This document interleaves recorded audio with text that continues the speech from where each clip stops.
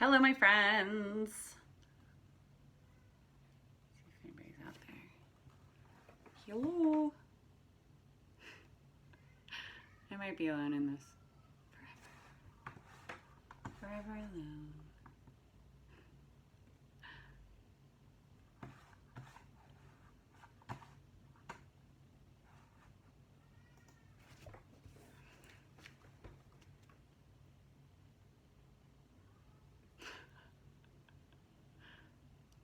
Hello. Welcome. I'm just seeing if this is working. Hi, friends. Okay, good. Oh, good. I do have a good connection. Okay. You know how you just never know?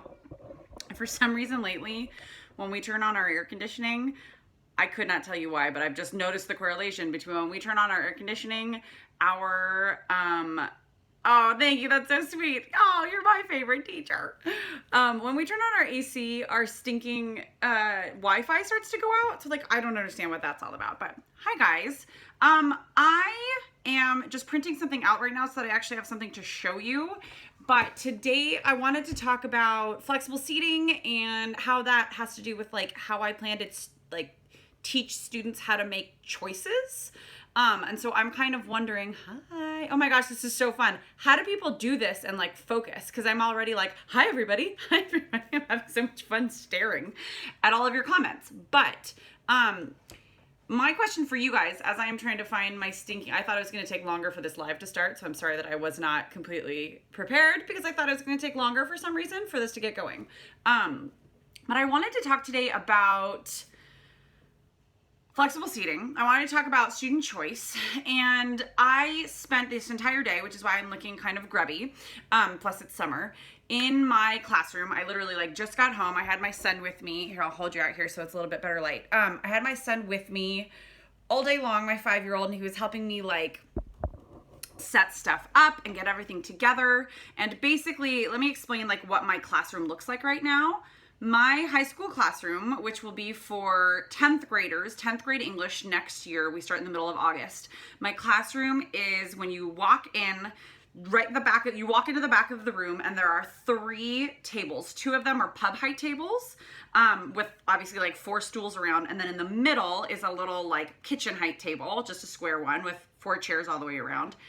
Then moving forward, there are 2 like long, they're like 6 by 4 foot tables.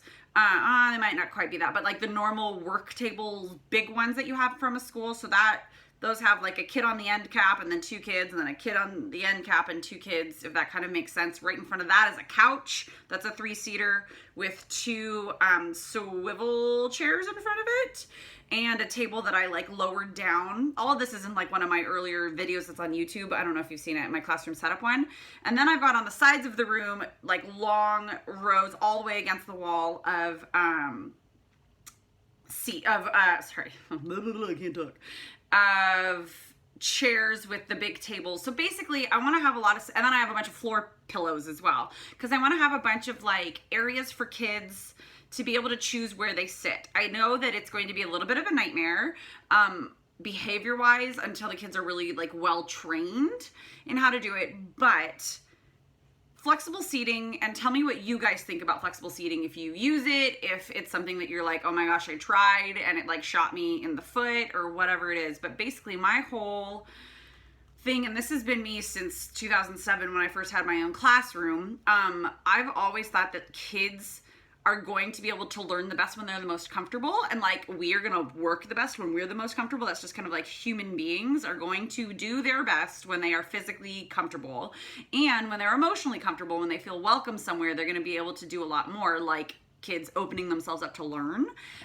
So that is kind of like my whole idea behind flexible seating. And so I'm wondering if you have any questions and that sort of thing. My flexible seating is not, oh good, so you do use it with 10th and 12th graders. I was a theater teacher before right now as a theater arts teacher, and I before that I was an English teacher, and then I became a theater arts teacher.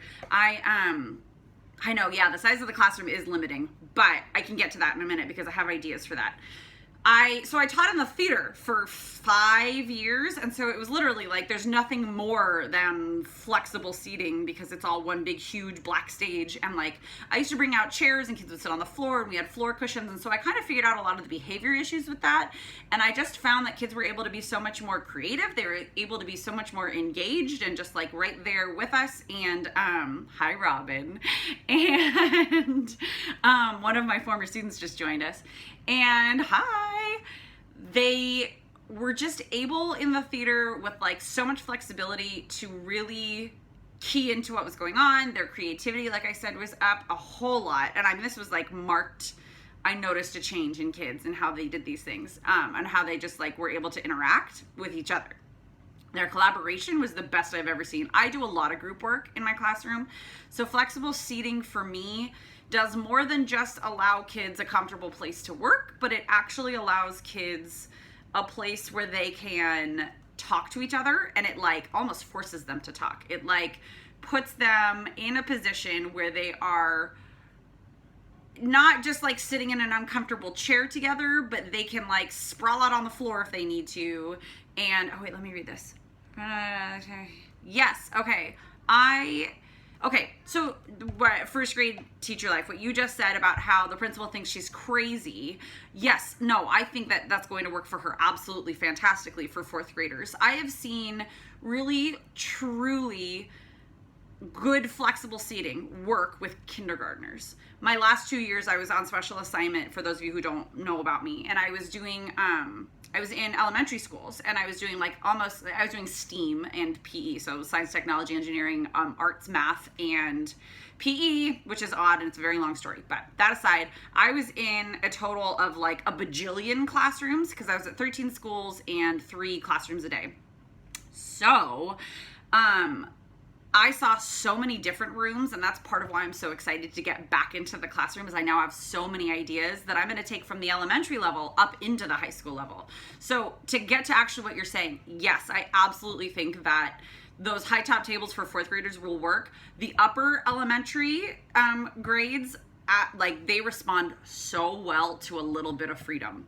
As I'm sure you already know, being there, like teaching that age of kids, they like, just the same as a first grader is going to love time on the rug, that, you know, like where you gather everybody around and you have your morning meeting and all of that stuff. The older kids, the fourth graders and the fifth graders, where like proximity is just too tight and there's no room to do stuff like that, they miss that. They miss the freedom of an elementary classroom where you can really roam around and move, and the creativity that comes from that. So I think any grade can benefit from this sort of thing. It doesn't just have to be little guys sitting at a little low table.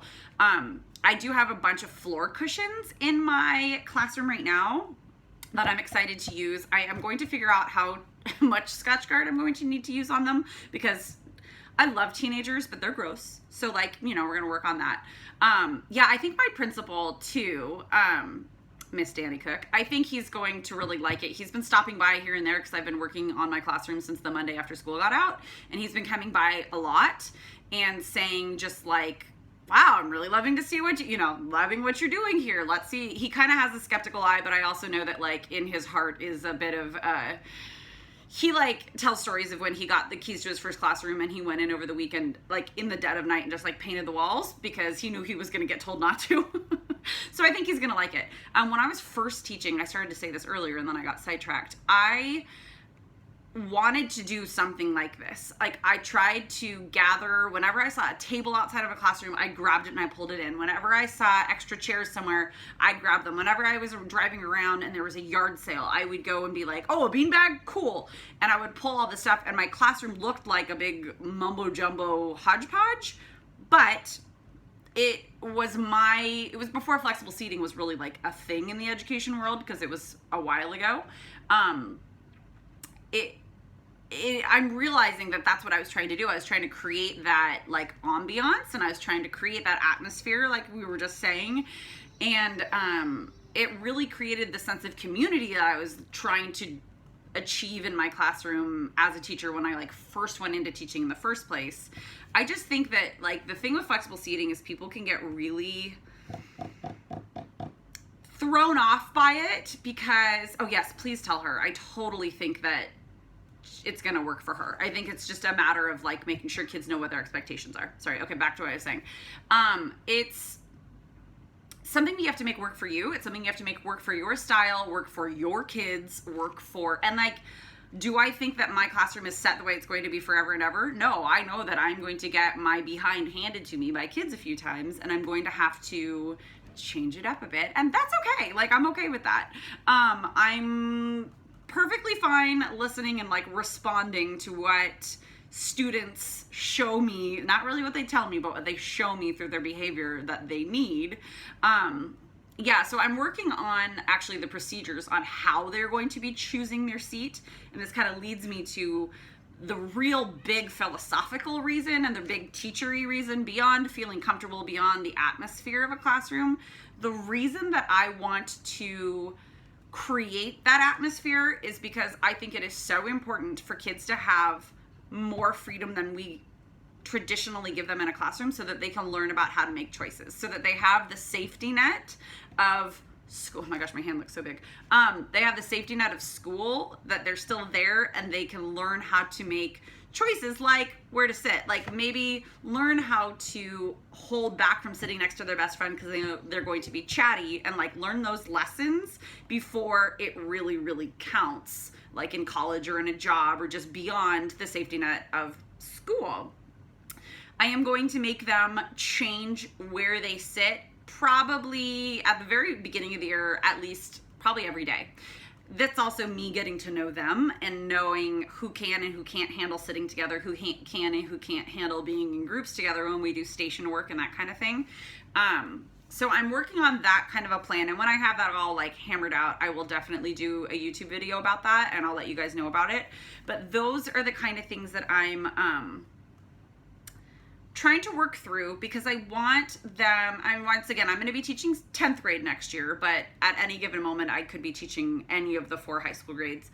And I think it's so important that they learn the responsibility that goes along with their choices. Students, especially teenagers, I think have such a misconception that they don't have control over things. They think that because they're still kids, and they are still kids, and they should still be able to act like kids, but they think they have no control, and they think that their choices have no real consequences other than they might get grounded. And it's me trying to help them understand that, like, no, every little moment, every choice you make leads to other choices. Every decision, even indecision, is a decision in and of itself. So I'm kind of trying to like bring that along. I don't know, what do you guys think? Like, what are your procedures? Those of you who like use flexible seating already, do you assign them to a certain area? Because that's, I think, most of the elementary classrooms that I've seen who have more flexible of seating or open seating, like it's almost like the Joanna Gaines, right? Open floor plan. In their classroom, they would assign kids to like a color group, and then like each color group would be at a different area or whatever around the room, depending on when they would change their seating chart. But there's definitely a seating chart. I don't know that I want to do that. I've never been good at keeping up with a seating chart. Like, I would always forget to like change it, and then kids would just start moving, and I would have this moment of like, oh, you moved. I don't really care. So that's kind of just my personal teaching style. Is that's one of those procedures I know after 12 years of teaching, I never like kept up with it. Okay, so you don't assign. Okay, 8th graders can handle that? Then I think 10th graders might be able to handle that. Okay, thank you. We'll see. Oh yeah, so the, oh my gosh, I just lost my train of thought completely. After they try them all out, it's open. Yeah, that's kind of what I was seeing. I've been doing a lot of research about it. Oh, that's what I was saying. I don't know if you guys have seen. I posted it a couple weeks ago. I'll probably post it again on my Instagram later tonight. I made an infographic because the flexible seating thing is something that I completely shied away from when I was a brand new teacher. Mind you, I was like 23, so I was really nervous about it. Numbers, odds and evens. Oh, that's a good idea. That's a really good idea.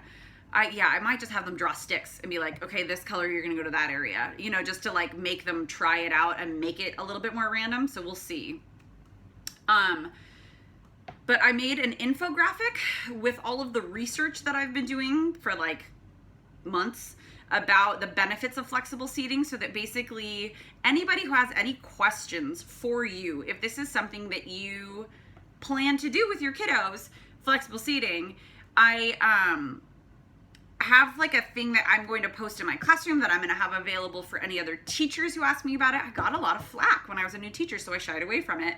And now I'm like, no, I know this is really good for kids, and I know this is really good for my teaching style. My teaching style is not standing in the front of the room. My teaching style is walk around, and the bruises I used to get on my legs from all the stinking desks is enough to make me change to flexible seating. But this infographic has, and I was going to print it and then I just kind of got sidetracked, has all this different information, and I've like got some statistics, and I've got it really well organized, and my sister, who's a graphic designer, helped me with it, to try and just make it so that, especially on like back to school night, a bunch of parents who are going to walk into my classroom are going to look around and go, I'm sorry, how is my child supposed to learn where are the desks? Because there's not a single desk in my room. And I want to be able to say, here you go, here's why, and not stand there and do what I'm doing right now, but you guys know what I'm talking about because you're educators. Parents, as we all know, are not educators, but because they have gone through school, they think that they know school. No, they know it from a student perspective. They do not know it from a highly trained and highly educated instructor's perspective. So being able to give them something that's like in hard copy that they can even take home, and something that I can give to my principal to be like, hey, anybody asks about this, here you go. There you go, boo. And it's just a little half sheet. But if you want it, please, like, it doesn't have my name on it. I have it. Yes, I have it on my Teachers Pay Teachers site just because, you know, we're in a two-teacher income household here, but I totally want people to just have it and use it, especially since the beginning of the year is coming. And I know this is something, especially for new teachers, you might be nervous to try. If you want to see the research that I've compiled, it's for free in my newsletter through my blog. So at thecaffeinatedclassroom.com, if you just go there and sign up for the newsletter, it'll come immediately. You can like unsubscribe immediately if you want to. It's fine with me. I'd rather you have the resources. Yes. And it's just a little, like, if you print it out, it's a PDF that has 2 of them on one sheet. You just cut it in the middle, boom, you're good to go. And you could even just save the PDF and like cut half of it off and put it on your website if you needed to. Show you. Oh, you're not gonna have your own classroom? That stinks. Oh, but at least you're doing research, Joanne. That's awesome. Good for you. Yeah. No, I was a traveling teacher for the past 2 years, so I didn't even have a school. I had 13 schools. So I had my car and a backpack, and there were a lot of things that I learned. Like, I am a way better teacher now than I was then, and half of that comes from having a second baby. But just for me personally, I had some growing up to do. And part of it was just like teaching in so many different areas and being out of my own classroom and having to be out of my comfort zone changed me so much. Yeah, no, older teachers absolutely don't think it's a good idea. And I don't mean older by like age, I mean like old school. Teachers who have been teaching a while who get set in their ways. So it's not everybody, but it's those who, I've been teaching for 12 years. I'm 35 years old. I've been teaching for 11, 12 years. I kind of lose count. I guess 12 counting my student teaching. And I've always been the one who comes in with these new ideas, and I'm very loud. As you can see, I'm very animated, and I got a lot of pushback, and I still get a lot of pushback, but now I have the backbone and the tenure behind me.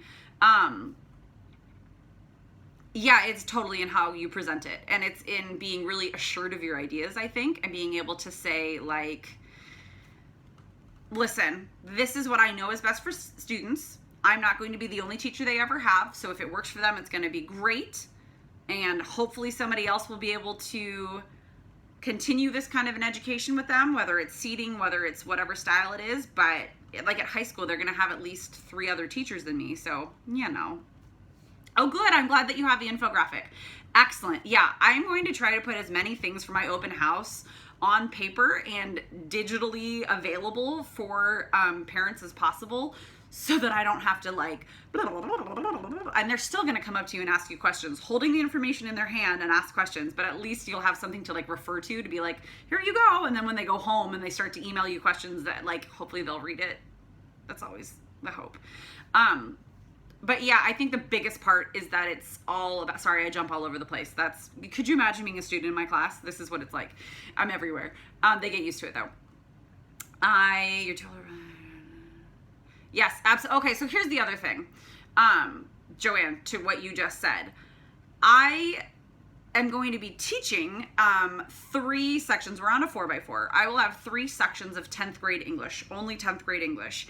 And my first period of the day is going to be a collaborative with a special ed teacher, meaning the special ed teacher and I will teach together. We will team teach. It's going to be my curriculum, but that means I have a very, very high population of special ed in my class who are all, I mean, we're basically mainstreaming, which I think is just good for everybody. And I know that a lot of people have different opinions on this, so that's not really what I'm getting into right now, but we are mainstreaming at our school and in my district our special education students who are not in special day completely, and we're bringing them into classes. So I'm not watering down, I'm not changing my material, but I might just be differentiating my instruction some more. And I really think that this seating area, the seating arrangement, is going to be really good for my special ed students especially, but even my general ed students also, who are all in this collab class together, because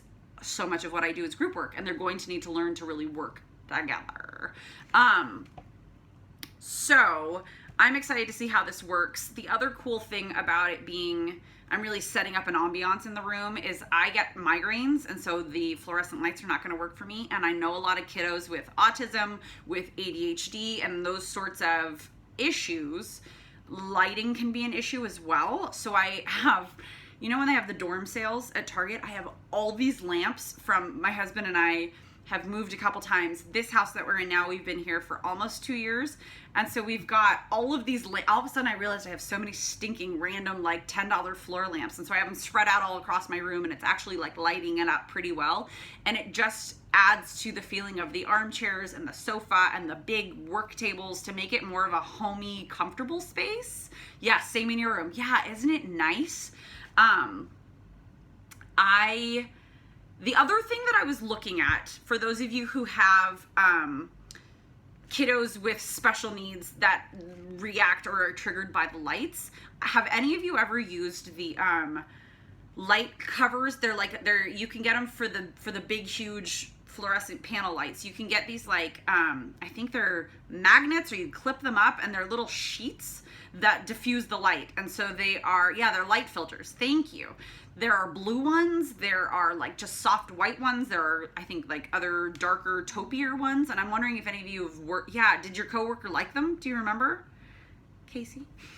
This is the weirdest thing, by the way. Obviously, as you can tell, I can talk forever, but it's kind of cool. Okay. Was the yellow hazy color like gross, or how did that go for you? Sorry, I'm sweaty. Oh, we liked it? Okay. Oh, they're magnetic. Okay, yeah. I'm going to try them out, but I also, here's the other thing that I'm doing. I have all of these strings of, I'm going to do a whole video on this now that I'm talking about lighting. Lighting seems to be a big thing. I have all of these, yeah, my room's pretty big, so I think it'll work.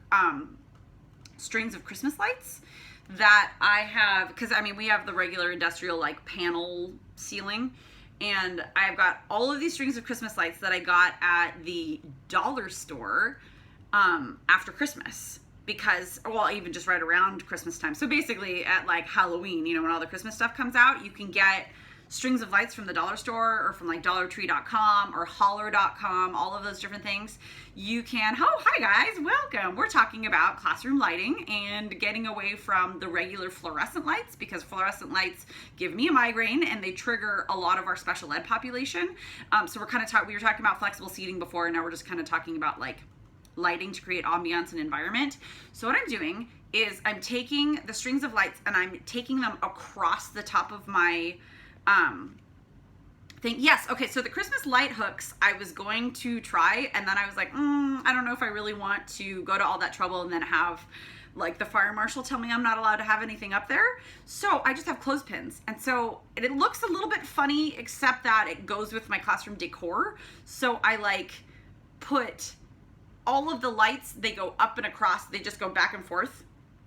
in straight lines all the way across, and then I have the floor lamps that kind of go like around the perimeter of the room, and it lights it up so well. And yeah, I just use the like clip and I go right on the top, and then if anybody comes in and tells me I have to take it down, I take it down, and then maybe it accidentally gets back up because an elf put it up. I don't know, we'll see. Hi, Kimmy. So I think that, and like working in there all day today, I didn't turn on the lights at all, and I was like doing some kind of intricate stuff, and I was doing some lettering, and I was able to see really well, and I did not get a migraine. So that was kind of amazing. Yeah, I have a feeling that's gonna work really well. And I actually had, because you know how during the summer school is all, yeah, the elf, I know. Well, sometimes things happen with the elf. Summer school for our special ed population is always, my school is a hub for special ed in our district amongst our high schools. And so I got to meet a bunch of the kids coming through, and I think it's a bunch of kids that are gonna be in like critical skills who I'm not necessarily gonna have in my classroom. But I seriously was like, can you guys come inside? And I had the aides come inside as they were like walking around. I said, can you guys just come in and play for a minute? And I just wanted to see how students, this was, I think the group, I think all of the kids were on the autism spectrum. I'm not really sure because I don't know these students yet because I haven't been at my school for the last couple of years. And these were all incoming 9th graders that are there for like the summer special ed school. But they came in and they walked around, and there were a few things that one little boy who had a harness, but he is strong and he got away from his aide, and he like knocked a few things down, and I was like, okay, I see what I need to do. It's kind of like when you have a toddler and like you don't know what you need to baby proof until your toddler can reach it. I needed kids, real kids, to come in, and some of them were further along the spectrum, the autism spectrum, than others, but it was kind of great to be able to see actual students in the space, and it was awesome. Oh, Marshall's down the hall. Oh my gosh, okay, that's fantastic. One time I'll have to tell you guys the story of how students pretended that it was a birthday party when we had just ordered pizza because I had somebody coming in to do a pop-in observation my first year of teaching. But it was kind of like that, where like the fire marshal was there, like my advisor was there, and she was like mad at me for something, and we had pizza. Anyway, it was really funny. Yeah, so the lighting I'm really excited about. Another thing that I'm kind of working on, and I'm wondering, since there are a few of you here, if you've ever done like any sort of background ambiance music. I'm wondering. I've been in a couple rooms. I taught in an ASD class last year where they had a sound machine going all day long. And obviously I'm teaching general ed classes, but only one of them during the day is going to be a collab class. But I am kind of wondering if that might just be nice for everybody to just have some like low music, whether it's just ambient sounds, whether it's piano or whatever. Have any of you ever tried that? That's something that I'm interested in giving a go. Just to kind of add to the feel. So, okay, but do you use the instrumental music while you're teaching? Because I've never done that. My voice is so stinking loud that like I feel like I might drown it out, but it might be okay. I feel like I want it to feel like a coffee shop. I want it to be, okay, yes, you play, okay, good. I've always done it when kids work and while they're doing things, but I kind of just want the feeling of, like I said, a coffee shop when kids walk in, where they get to just come in and be a part of this little community for like the 90 minutes that we're together, and then they get to go. And in that 90 minutes, they've come in, they've found a comfortable seat, they've been able to like do some, I'll do some bell work where they get to come in and just like chill out. You're allowed to. Okay, yeah. See, that's the other thing too, is I'm wondering if I'll like get distracted and be like, is there music happening? And then I'll be like talking and I'll just stop instruction really fast and be like, oh yeah, I know this song, and then keep going, which might be okay. It'll keep the kids on their toes. Yeah, I don't know. Do you guys have any questions about like flexible seating and the infographic or anything like that? Because that, I want to be helpful. I do want to be helpful. I'm going to do Starbucks. Oh, Starbucks Spotify playlist. How did I not know that existed? Yeah, you were yeah, see? I get distracted. It definitely has to be, maybe I'll just have ocean waves happening and then everybody's going to have to pee.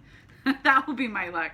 I'll do ocean waves and then everybody's going to have to pee. And it's going to be like 16 hall passes going out at once because everybody hears the ocean.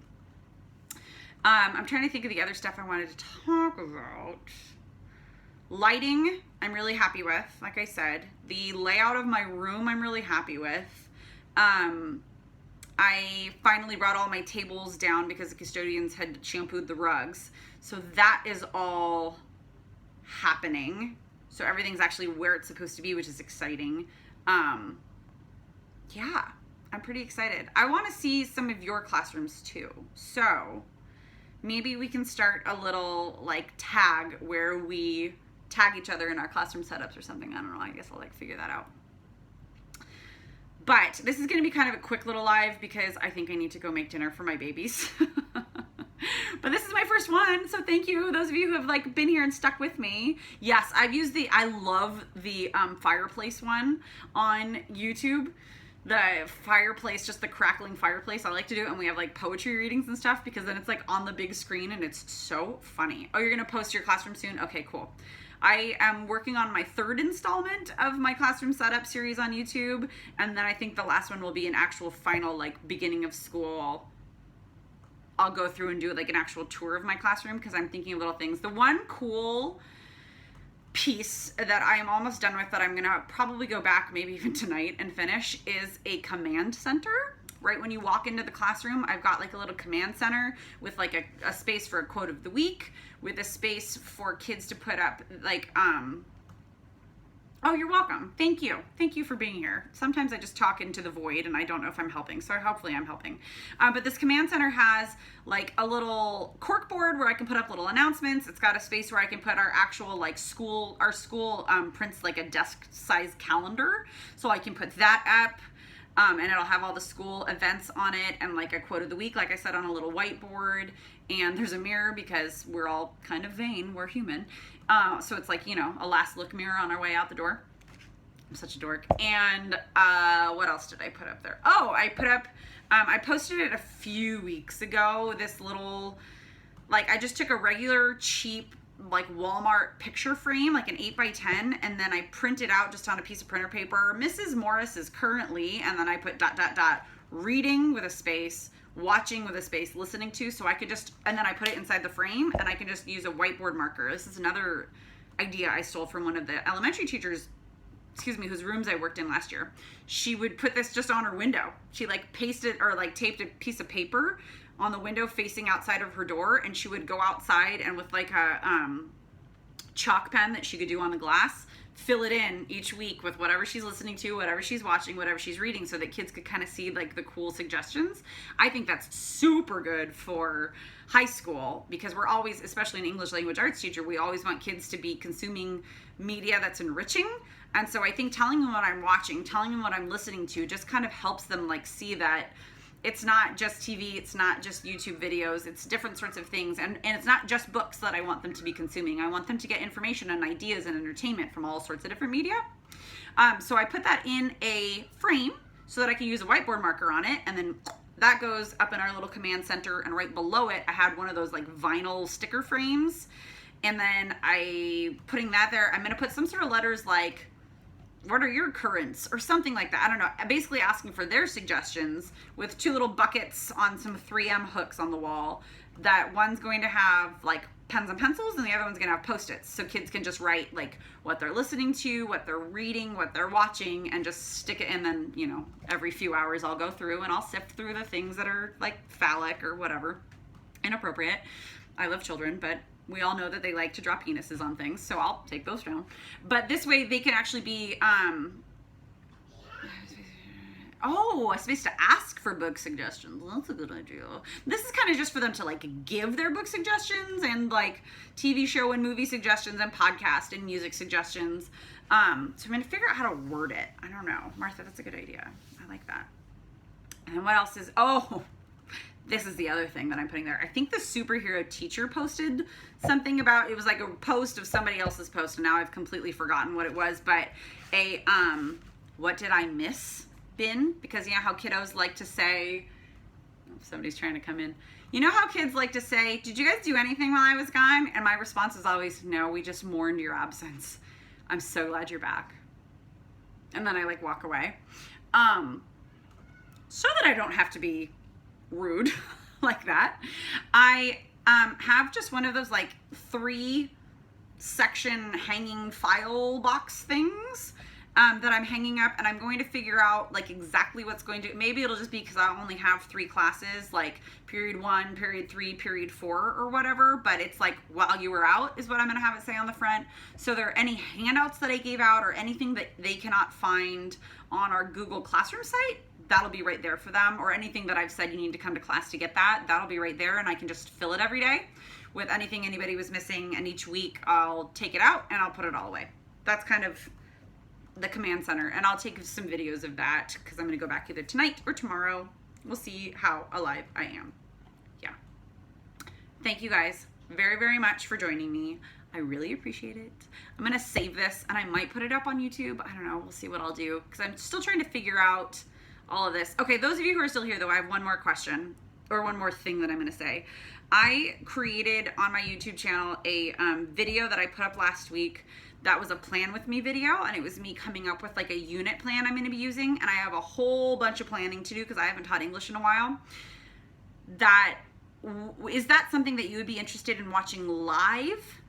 And then I would save it and put it up for everybody to see later on, or is that something that, and I'll put this on my stories too if you're like not wanting to answer this question right now, but is watching a video, like a plan with me video, and I mean like legit lesson planning. I don't mean like, oh, and then we're gonna do this next. Oh, and then we'll talk about bugs. No, I'm like, okay, and then I need kids to research.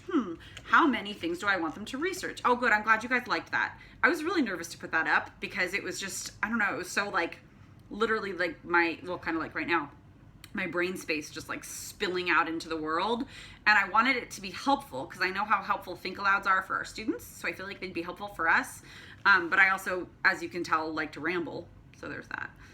But is that something you'd want to see live, or is that something that you just want me to like edit through and just give you like the good parts so you can see things actually happening?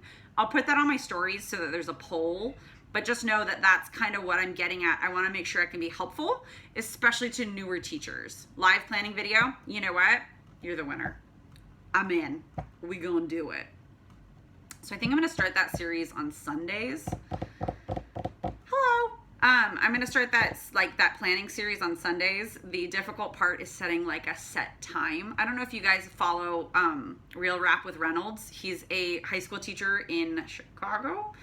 And he's an amazing dynamic teacher. You can just kind of tell watching him on his videos and like seeing what he posts. But he does a live YouTube video every single Sunday at the same time. And I just, I can show you how to do my eyeliner. It's been a lot of time. I've got a couple tricks. One is that I use a lip lining pencil. I do not use brush. I'll do that sometime. I'll do a makeup one because makeup's super fun. Not the sweaty mess of makeup that used to be, but you know. Good makeup. But anyways, Reynolds, he does these great live like Q&A videos every single Sunday, but his kids are older. My kids are 2 and 5. So I don't know if you guys can hear my daughter screaming in the background. There's screams of joy, but she sounds like a pterodactyl that's like gone loose. Yeah. The other thing I'm trying to figure out is how to do like a double camera view, or maybe I'll just do like an aerial view for planning because it might just be better to see my hands, like obviously my beautiful hands, writing and like doing that sort of thing. I used to be an elementary teacher. I'm actually a high school teacher now. I was elementary for 2 years, but I have a single subject credential. I loved elementary, but I'm just not in a position right now where I can like change my whole career. Elementary was fun though. I'm glad that I taught elementary for a couple of years. I was like a traveling roving teacher. It was cool. I will say elementary school teachers are afraid of high school kids. Almost everybody. It's the funniest thing. They'd be like, how do you deal with the big kids? They're so scary. And I'd be like, they're just bigger. They're just bigger and they can tie their own shoes. Like that's all there is with high school kids. They're just bigger. So those of you who are just joining me, I'm really sorry. I have to go and make dinner for my babies. But thank you guys for joining me. I really do appreciate it. I cannot wait to get all this stuff going. I have a bunch of videos coming. I have a bunch of posts coming about classroom, about planning. I have a really cool first day of school stations activity all about like using critical lenses, and it's almost like a critical lens lit analysis boot camp. So look out for that one. That one's coming up. Oh my gosh, gosh, all of you joining, I'm so sorry, I'm about to go off. How did they do this? I guess I need to watch a full live sometime to see like how this all works. But I will actually take this video and I will post it to YouTube, and then I will let everybody know that that's been up, because I think it's been a good conversation. I thank you guys for joining me. I hope you have a wonderful, I'm glad I'm making somebody laugh. At least there's somebody out there. I hope you have a wonderful evening wherever you are in the world, and I will catch you guys next time. Thank you.